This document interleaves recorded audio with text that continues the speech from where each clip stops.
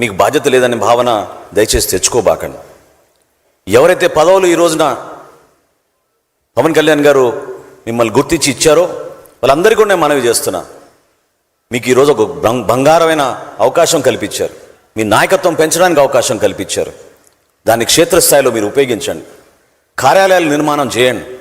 ఈ రోజున మీకు సిబ్బందితో పాటు జీతాలతో పాటు మీకు కార్లు అన్ని విధాలుగా సౌకర్యాలు కల్పిస్తున్నప్పుడు మనం ఏం చేయగలుగుతున్నాం మన పార్టీ కోసం అనే ఆలోచన మీ అందరిలో కూడా రావాలి. అంతేగాని ఫ్లెక్సీల్లో మన ఫోటో ఉందో లేదా, మనకి ఏ విధంగా మనకి కుర్చీ ఏర్పాటు చేశారు అనే అంశాలు కాదు మన ప్రస్తావన. చాలా పొరపాటు అది. రాజకీయాల్లో ఎవరు కూడా స్థానం ఒకరిని పిలిచి ఇవ్వరు. We have to earn, we have to fight for it, we have to win the election. అప్పుడే మనకు ఆ స్థానం దక్కుతుంది.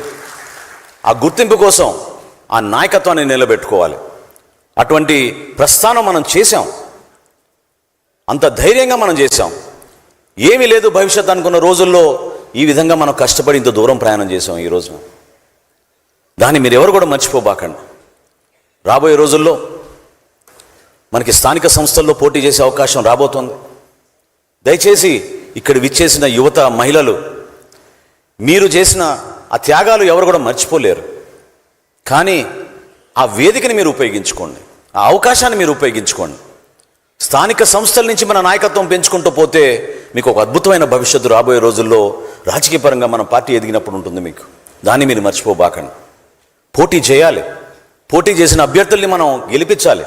కూటమిలో భాగస్వామ్యంగా పవన్ కళ్యాణ్ గారు ఎవరు నిర్ణయిస్తే వారి కోసమే మనం మద్దతు తెలిపి నిజాయితీగా పనిచేసే మనస్తత్వం కేవలం జనసేన పార్టీ జన సైనికులకి, వీర మహిళలకి ప్రతి ఎన్నికల్లో కూడా మనం చేసి చూపించాం. గతం మీరందరూ కూడా మర్చిపోకూడదు. ఈ మాట ఎందుకంటున్నానంటే చాలామంది ఈ రోజున పెద్ద పెద్ద మాటలు మాట్లాడుతున్నారు. ఇతర పార్టీ వాళ్ళు కూడా పోటీ చేయనప్పుడు, ఏకపక్షంగా ఎన్నికలు జరగాలన్నప్పుడు, యునానిమస్ ఎలక్షన్ జరగాలన్నప్పుడు నిలబడింది మన జన సైనికులు, మన వీర మహిళలు. ఆ రోజున ప్రతి చోట మన నామినేషన్ వేసాం. ఆ రోజున ఎంపీటీసీలుగా గెలిచాం, జెడ్పీటీసీ గెలిచాం, సర్పంచ్లుగా గెలిచాం. ఆ రోజున పవన్ కళ్యాణ్ గారి పిలుపు మేరకు కష్టకాలంలో కూడా మనం నిలబడ్డాం. కేసులు పెట్టించుకున్నాం, రకరకాలుగా అవమానపరిచారు. ఇంట్లో ఉన్న మహిళల్ని ఎన్ని రకాలుగా సోషల్ మీడియాలో ఏ విధంగా ప్రచారం చేశారో మీరు చూశారు. మన నాయకుడిని ప్రతి